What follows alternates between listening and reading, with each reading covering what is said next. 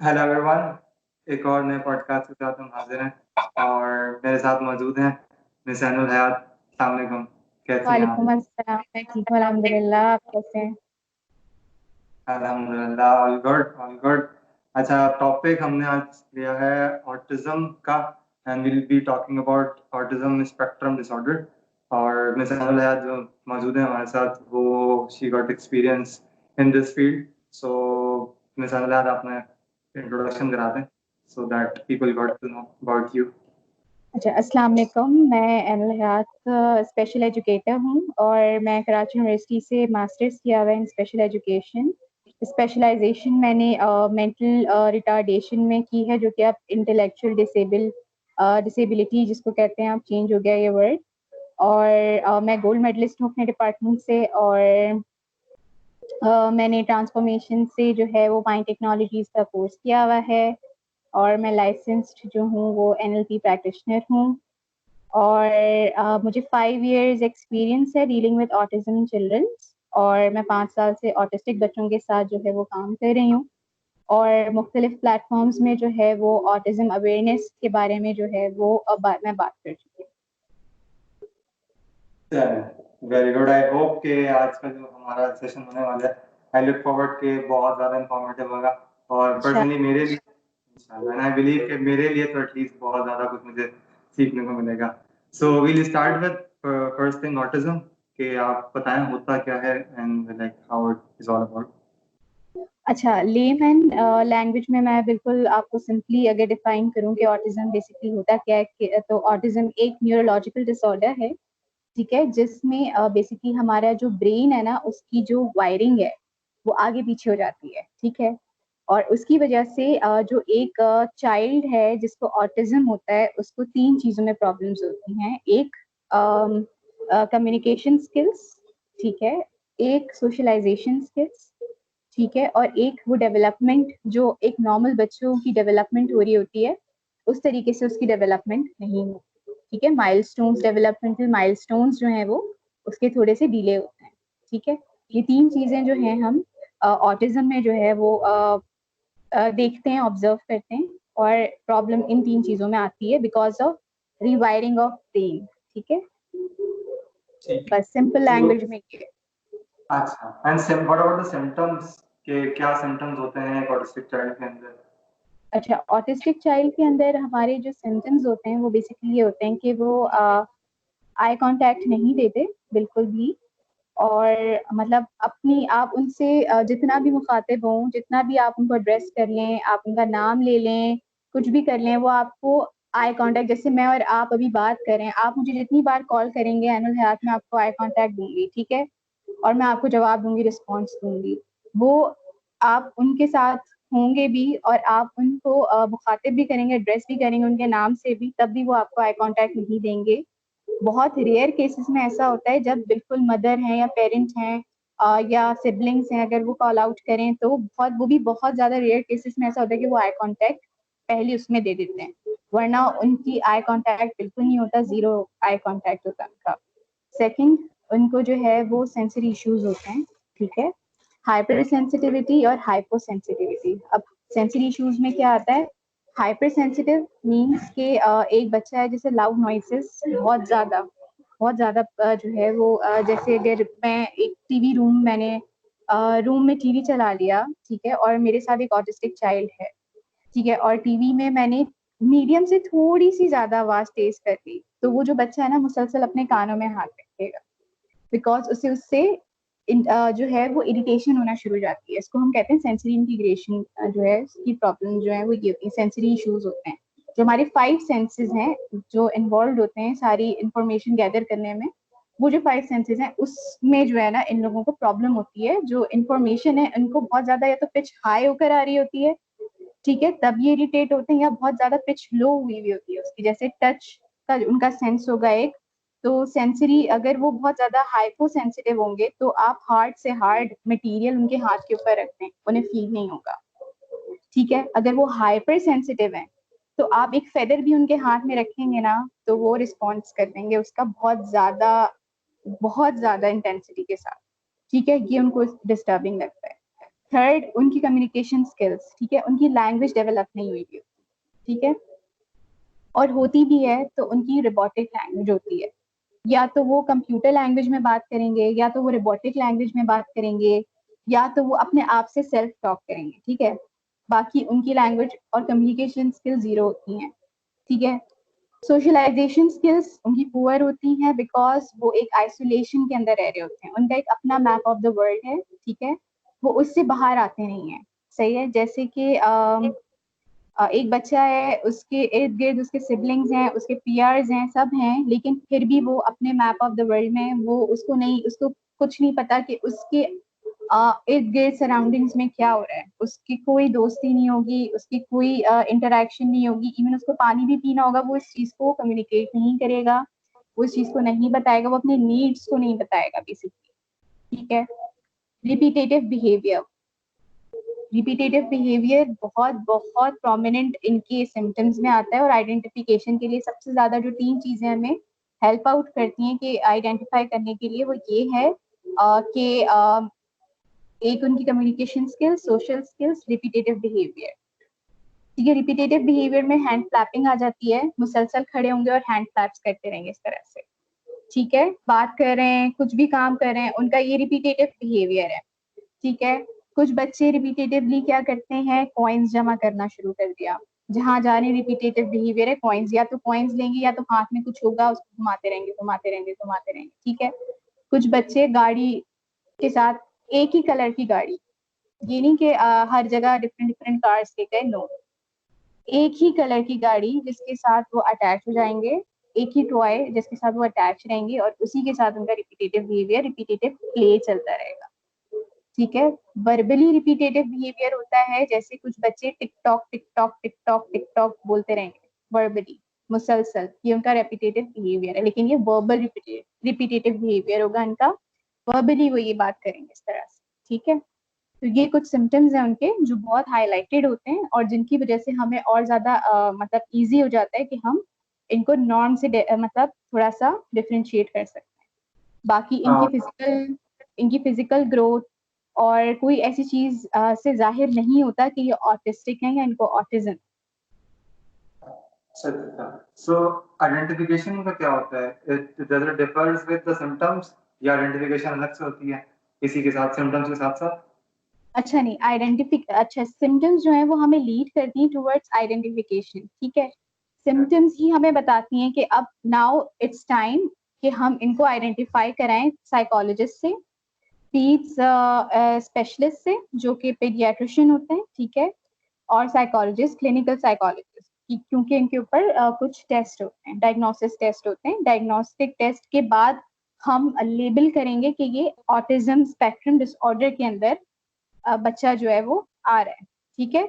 उससे पहले हम सिर्फ एक समझ में आप सिम्टम्स को देखते हुए हम लेबल नहीं करेंगे, लेबल करना बहुत बड़ी चीज होती है, टैग कर देना किसी को कि हाँ ये तो यही है, तो हम इस चीज से जो है वो बहुत परहेज करते हैं। As a special educator, as a psychologist, हम लोग इस चीज को बिल्कुल फर्स्ट स्क्रीनिंग में, समझने जो स्क्रीनिंग का पीरियड होता है उसमें हम लोग कोई अपने फाइनल वर्बिटम्स नहीं देते।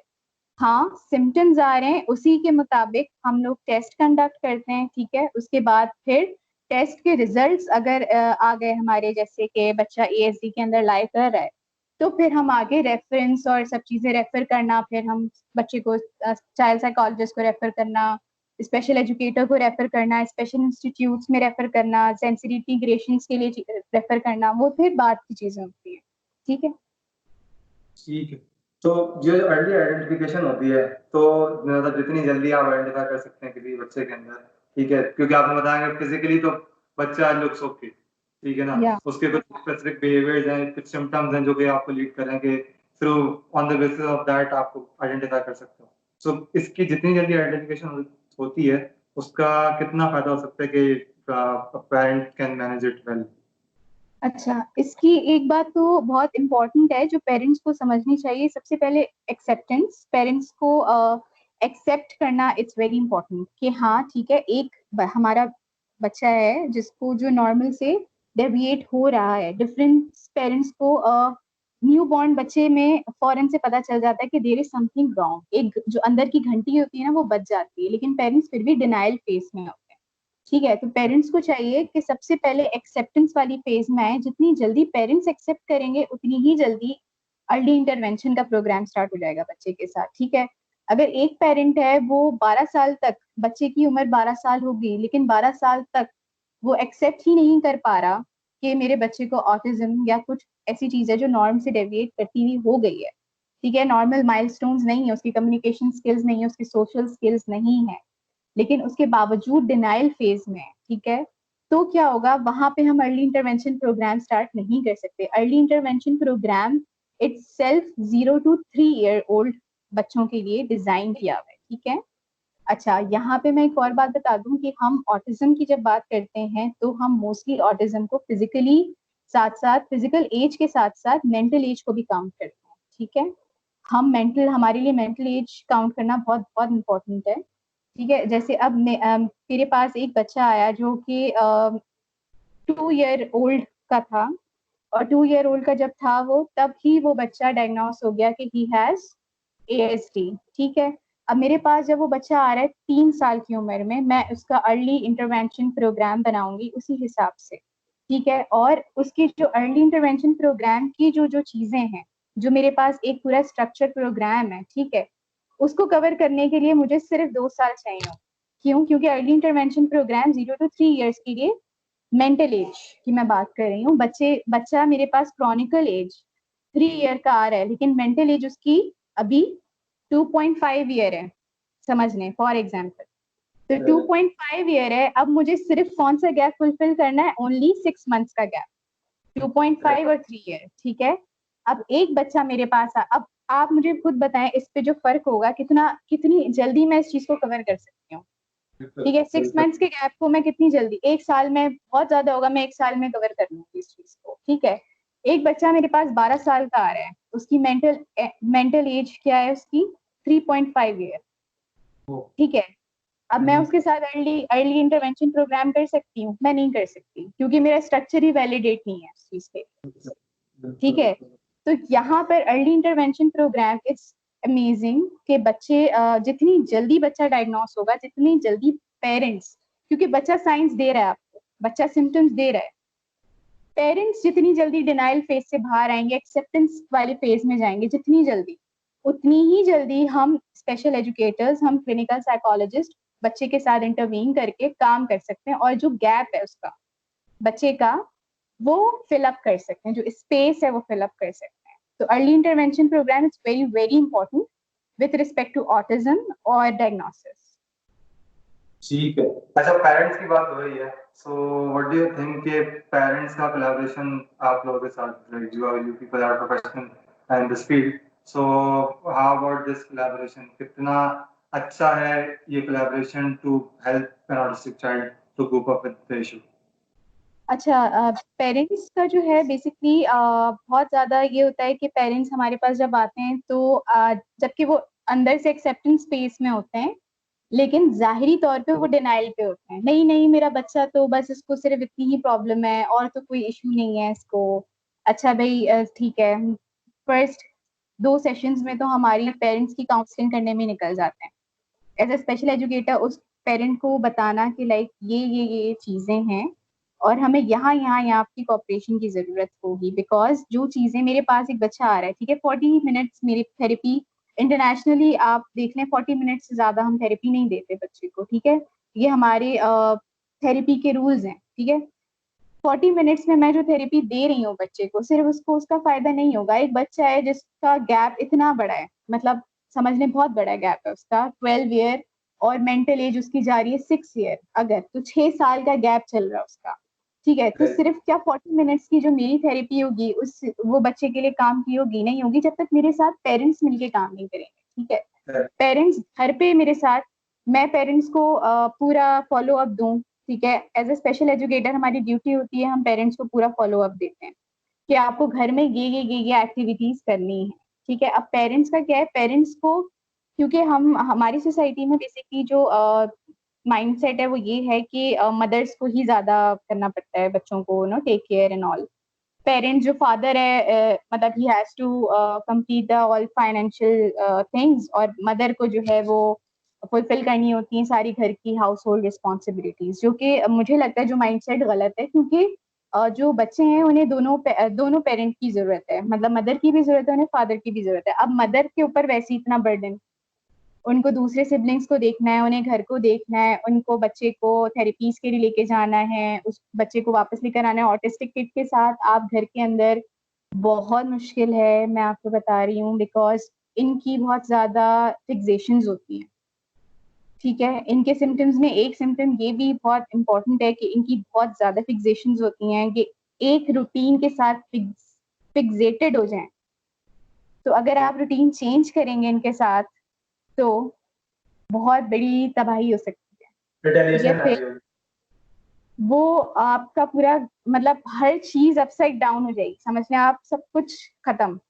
उनको जो चाहिए, मतलब अगर वो मेरा एक स्पेशल बच्चा है, ऑटिस्टिक बच्चा है, उसको अगर पोटैटोज एक ही रेसिपी के दिन में भी चाहिए, उसे वही रेसिपी के रात में भी चाहिए, उसे वही रेसिपी के सुबह भी चाहिए। ये फिक्सेशंस का हाल है। ठीक है, तो ऐसी सूरत हाल में एक भी गलती मीन्स पूरे सारे कार्ड्स गिर गए, ये वाली सिचुएशन हो जाती है ऑटिस्टिक किड के साथ। तो पेरेंट्स को हम ज्यादा वो नहीं करते, बर्डन नहीं करते मदर को, क्योंकि हमें पता है कि घर में मदर ही है जो ज्यादा इस चीज को देख रही होती हैं।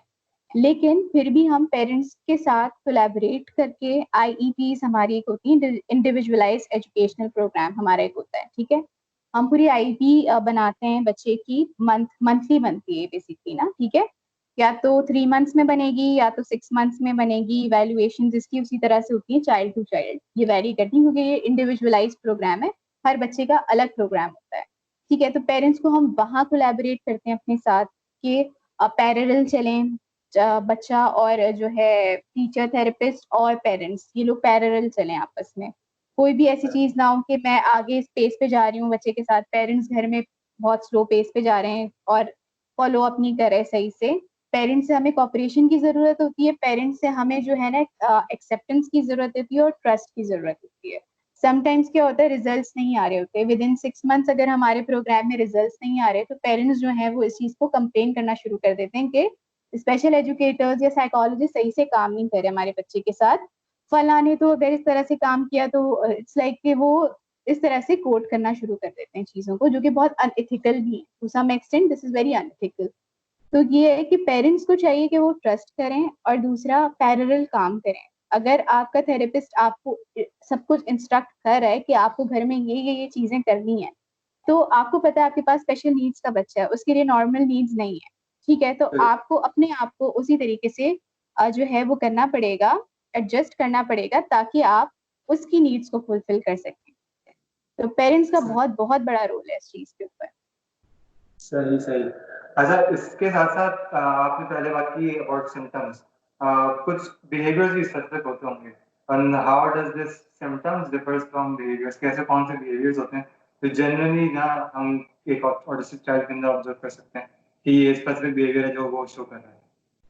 अच्छा, ऑटिस्टिक चाइल्ड का सबसे स्पेसिफिक बिहेवियर्स तो हम ये कहेंगे कि चाइल्ड टू चाइल्ड वेरी करते हैं कि बिहेवियर्स। ठीक है, जैसे कि कुछ बच्चे ऐसे होते हैं जो ओवर जैसे कहते हैं ना, ओवर फ्रेंडली होते हैं आपके साथ।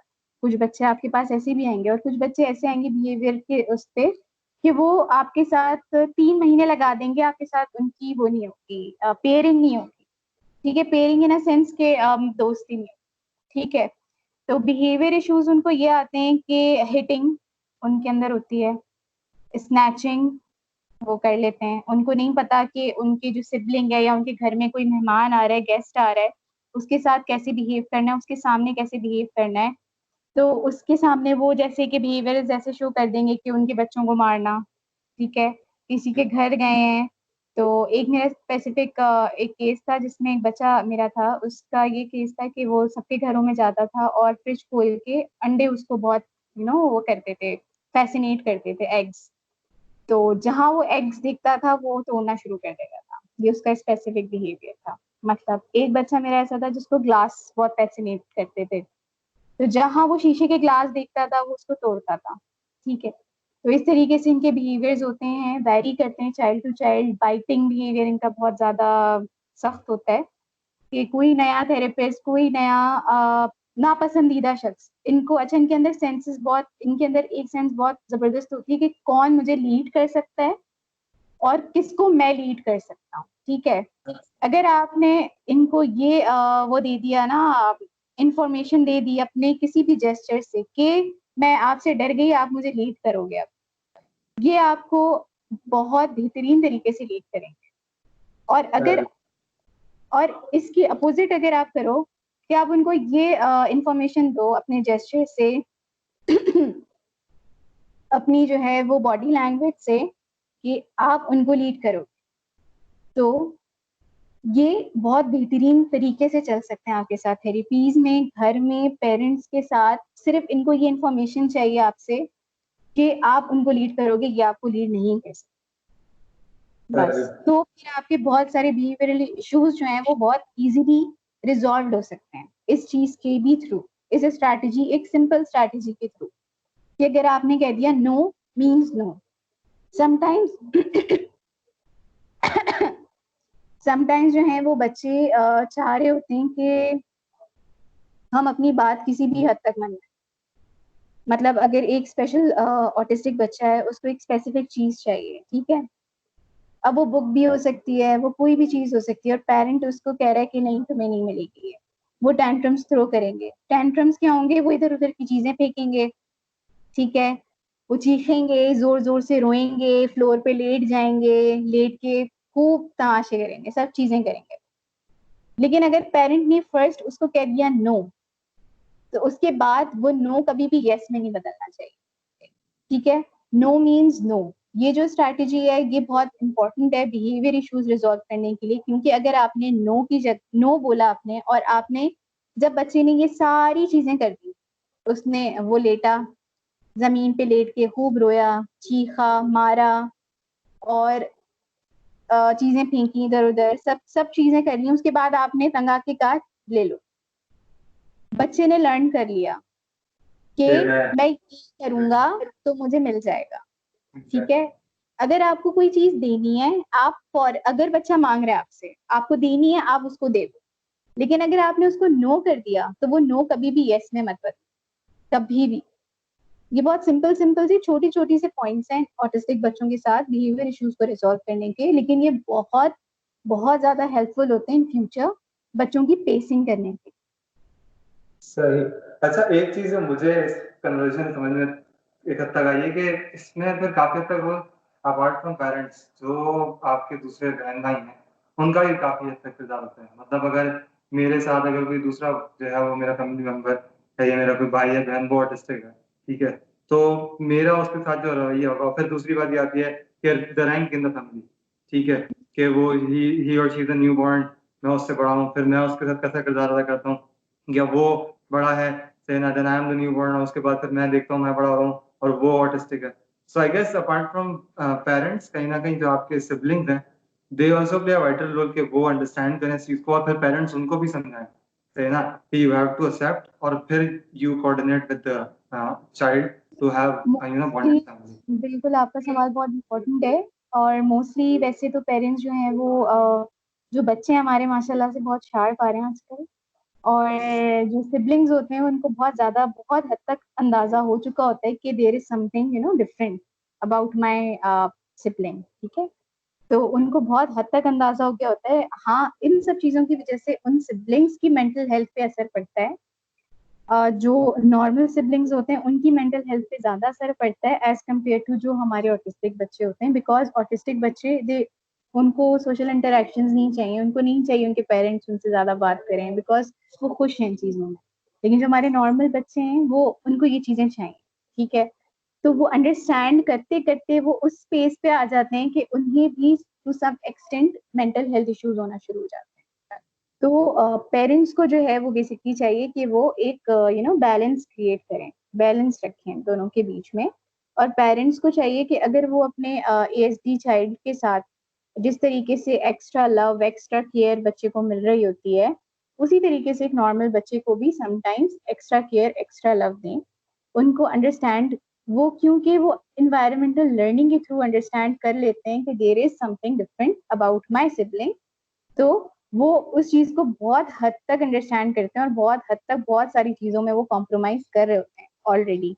लेकिन पेरेंट्स जो है उनके ऊपर और बर्डन कर रहे होते हैं और चीजों का बर्डन कर रहे होते हैं, क्योंकि हमारी यहाँ जो थेरेपीज हैं, जो ऑटिज्म की थेरेपीज हैं, वो बहुत बहुत एक्सपेंसिव हैं, वो हर कोई अफोर्ड नहीं कर सकता।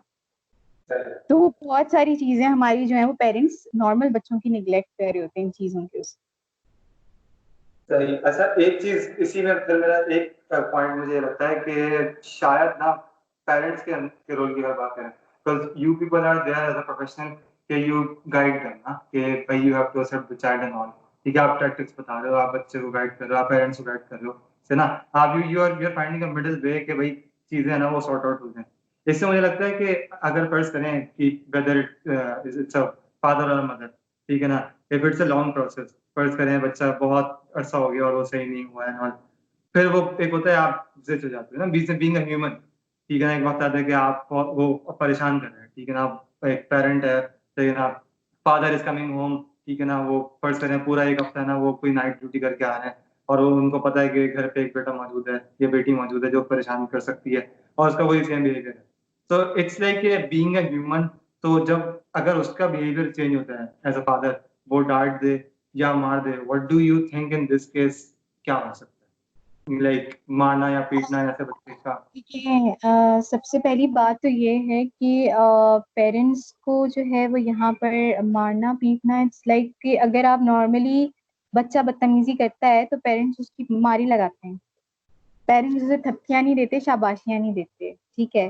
तो मतलब ये एक कॉमन है हमारा। तो मुझे लगता है कि टू सम एक्सटेंट पेरेंट्स को बहुत सारी चीजों को, अगर बहुत सारे बिहेवियर्स ऐसे भी रिजॉल्व हो जाते हैं जब पेरेंट्स जो है ना नॉर्मली उनको डील करते हैं, ठीक है, एक्स्ट्रा ओवर सेंसिटिव नहीं होते उन चीजों के ऊपर, क्योंकि ये बीमारी नहीं है सबसे पहली बात।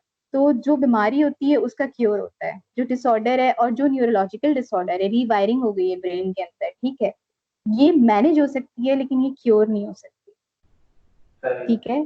तो ये पहली ही स्टेज में साइकोलॉजिस्ट, जो क्लिनिकल साइकोलॉजिस्ट होते हैं वो, और स्पेशल एजुकेटर्स काउंसलिंग सेशंस में ही पेरेंट्स को इस चीज के लिए तैयार कर देते हैं कि ये चीज मैनेजेबल हो सकती है, बट ये चीज क्योर नहीं हो सकती, हम क्योर नहीं कर सकते। हाँ, अभी कुछ स्टडीज जिनके ऊपर काम हो रहा है कि जीन्स, क्योंकि अभी तक ऑटिज्म का कोई भी कॉज मतलब नोन नहीं है, नोन कॉज नहीं है कि ये किस वजह से हो जाती है, ठीक है। तो इसके ऊपर अभी बहुत सारे काम हो रहे हैं कि जीन्स थेरेपी हो सकती है, सेल थेरेपी हो सकती है, जिसकी वजह से हम रिड्यूस कर सकते हैं। कुछ लोग होम्योपैथी के पीछे चले जाते हैं, लेकिन इसका कोई प्रॉपर अभी तक कोई प्रॉपर क्योर नहीं आया।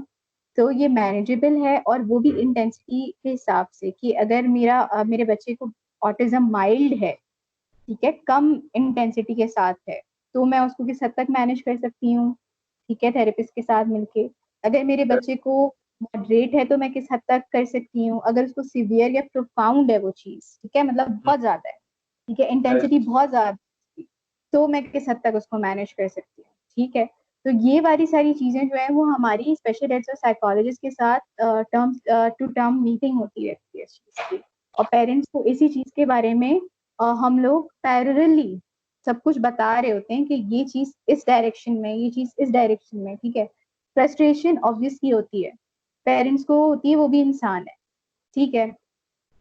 बच्चे को फंक्शनली अगर बच्चे ने कोई चीज, क्योंकि ऑटिज्म में बच्चे बहुत स्मार्ट होते हैं, ठीक है, अनलेस कि उनको साथ में इंटेलेक्चुअल डिले ना हो, ठीक है, अनलेस, ठीक है, मेंटल एज बहुत ज्यादा कम है तो हम कुछ नहीं कर सकते। लेकिन मेंटल एज, जैसे एक बच्चा है जो 3 साल का है, उसकी मेंटल एज 2.5 ईयर ओल्ड है, ठीक है, वो बच्चा स्मार्ट है, वो जहीन है, हमारे लिए वो बच्चा जहीन है, उसको सब पता है कि क्या हो रहा है उसके इर्द गिर्द, उसको सब पता है कि उसकी कौन सी रिस्पॉन्स, क्या करेगा तो क्या रिस्पॉन्स आएगा, क्या नहीं करेगा तो क्या रिस्पॉन्स आएगा। समटाइम्स बिहेवियर्स उस वक्त ही आते हैं जब पेरेंट्स ओवर पैम्पर कर देते हैं बच्चों को, कि ये मेरा स्पेशल, मतलब इस तरह से ना, मेरा स्पेशल बच्चा है और इसको ज्यादा टेंशन, ज्यादा लव, ज्यादा केयर की जरूरत है, तो मैं तो इसको दूंगा, और वो बच्चा उस चीज का नाजायज फायदा उठाता है, क्योंकि वो बच्चा स्मार्ट किड है, ही नोज कि आप उसके साथ जो कर रहे हो वो उसका पूरा पूरा जो है ना वो प्लेजर ले रहा है इस चीज का कि मैं तो स्मार्ट किड हूँ, ठीक है ना। तो वो ये वाली चीज है। तो यहाँ पे जो है वो पेरेंट्स को समझना चाहिए कि समटाइम्स हमें नॉर्मली डील करना चाहिए अपने बच्चे को। मतलब ये नहीं है कि आप ओवर पैम्पर करें या आप बहुत ज्यादा फ्रस्ट्रेट होकर अपने बच्चे को मारने ही लगे। ऐसी कोई वो नहीं है थेरेपी कि आप मार लगाएंगे ही तो बच्चा ठीक हो जाएगा एंड ऑल। आपकी फ्रस्ट्रेशंस हैं, बिल्कुल हैं, आप एक मेंटल हेल्थ स्पेशलिस्ट के पास जाएं, आप काउंसलिंग सेशंस लें। हमारे पास अब बहुत हम आगे बढ़ चुके हैं, 20 मतलब हम 21st सेंचुरी पे हैं और हम जो है इस वक्त मेंटल हेल्थ के हमारे बहुत सारे इश्यूज हैं जो कि रिजॉल्व हो सकते हैं सिर्फ जस्ट फॉर मतलब काउंसलिंग की उसमें कि बच्चों पेरेंट्स को सिर्फ काउंसलिंग रिक्वायर्ड होती है और रिजॉल्व हो जाती हैं चीजें। ठीक है, समटाइम्स बैड पेरेंटिंग भी और ज्यादा सिवियर कर देती है चीजों को। तो इसमें कोई इस तरह की बात नहीं है कि अगर एक पेरेंट को फ्रस्ट्रेशन हो रही है, आपके पास कम्युनिटी ग्रुप्स हैं बहुत अच्छे अच्छे ऑटिज्म के, और बहुत सारे जो पेरेंट्स हैं वो कम्युनिटी ग्रुप से कनेक्ट हो जाते हैं। आप कम्युनिटी ग्रुप ज्वाइन कर सकते हैं एज अ पेरेंट। आप जो हैं वो खुद एक कम्युनिटी बिल्डअप कर सकते हैं ऑटिस्टिक पेरेंट्स के साथ, सपोर्ट कर सकते हैं आप उनको। आप खुद एक मेंटल हेल्थ अवेयरनेस कैंप्स चला सकते हैं, सिंपली स्मॉल स्मॉल एक्ट्स करके जो आपके अपने एक्सपीरियंसेस हैं उसको शेयर करके। बस ये कि you have to think out of the box, क्योंकि दिस इज समथिंग जो कि आउट ऑफ द बॉक्स हुई है आपके बच्चे। तो आपको भी आउट ऑफ द बॉक्स होकर ही सोचना पड़ेगा। आप बॉक्स के अंदर घुस के अगर सोचेंगे और वही ट्रेडिशनल वैल्यूज को यूज करते हुए काम करेंगे तो फिर वो चीजें नहीं होंगी। सही सही सही सही। आई गेस काफी इम्पोर्टेंट आपने पॉइंट्स हैं वो कवर कर दिए हैं। Any summary you want to give? I guess अगर आप कोई मैसेज दे रहे हैं being a professional to the society, to the parents, to general people.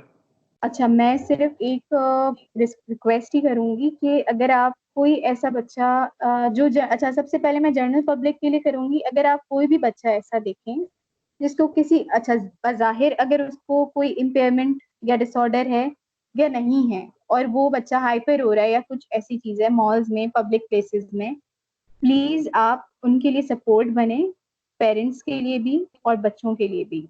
ठीक है, ना कि आप उनके लिए एक बर्डन बन जाएं, आपकी नजरें उनके लिए बर्डन बन जाएं। आपको अगर उनको सपोर्ट करना है आप उन्हें प्लीज सपोर्ट करें। आप उनके लिए कोई छोटी सी भी हेल्प क्या होगी, स्माइल पास आउट कर देना उनको, छोटा सा भी जेस्चर, काइंड जेस्चर शो करें उनके लिए, क्योंकि उनकी जिंदगी वैसी ही बहुत हार्ड है। तो आप घूर घूर के बजाय इसकी कि आप घूर घूर के देखें और भी फैमिली मेंबर्स को गैदर करके कहें कि देखो ये क्या कर रहा है बच्चा एंड ऑल, कितना बदतमीज बच्चा है।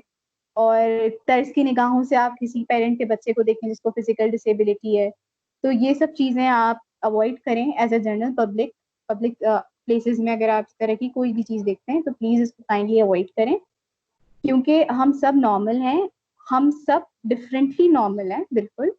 और हमें इस चीज का पूरा पूरा हक होना चाहिए, फ्रीडम होना चाहिए कि हम लोग अपनी नीड्स को फुलफिल कर सकें डिफरेंटली जिसकी भी। तो मतलब इसमें कोई तर्स की बात नहीं है, सिंपैथी ना रखें, एम्पैथी रखें। ठीक है, उसके बाद सेकंड मैं पेरेंट्स से कहूंगी कि फ्रस्ट्रेट हों, डिनाइल फेज में ना जाएं। फ्रस्ट्रेट हों तो प्लीज मेंटल हेल्थ प्रोफेशनल के पास जाएं, बात करें, काउंसलर से बात करें, कैथारसिस करें, अपने पार्टनर के साथ अच्छे टर्म्स रखें, अच्छी कम्युनिकेशंस रखें आपस में, क्योंकि ये बहुत सारी छोटे छोटे पॉइंट्स हैं जो आपको बहुत ज्यादा हेल्प आउट करते हैं इन फ्यूचर। और इन सब चीजों को डील करने के लिए अपना खानदान में अपने अपनी फैमिली, इमीडिएट फैमिली के साथ साथ अपने पेरेंट्स का सपोर्ट भी लें। आप लोग अपने पेरेंट्स के साथ भी कम्युनिकेट करें, एक्सेप्टेंस देने की कोशिश करें, खुद को भी, पेरेंट्स को भी, अपने गिर्द के लोगों को भी, और अवेयरनेस दें।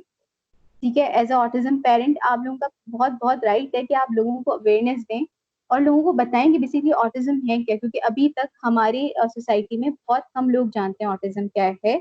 जबकि हर 4 में से एक बच्चे को ऑटिज्म, ऑटिज्म की तादाद इतनी बढ़ गई है, हर 4 में से एक बच्चा ऑटिस्टिक पैदा हो रहा है। और ऑटिज्म मोस्टली बॉयज में ज्यादा होता है, ठीक है, एज कम्पेयर टू गर्ल्स।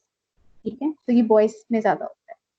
और दूसरा मैं प्रोफेशनल्स को कहूंगी कि अपना काम ईमानदारी से आप लोग कर रहे हैं और ईमानदारी से काम करें, पेरेंट्स को सच बताएं, पेरेंट्स को झूठी उम्मीदें, झूठी तसल्लियां ना दें कि भाई ये मैं 6 महीने में, ये प्रोग्राम है मेरे पास, मैं 6 महीने में इसको ठीक कर दूंगी और मैं 3 महीने में ठीक कर दूंगी, ये तो कोई मसला ही नहीं है एंड ऑल। पेरेंट्स को हमेशा रियल पिक्चर दिखाएं बच्चे की, उनका बच्चा है, उनको पता होना चाहिए उनका राइट है।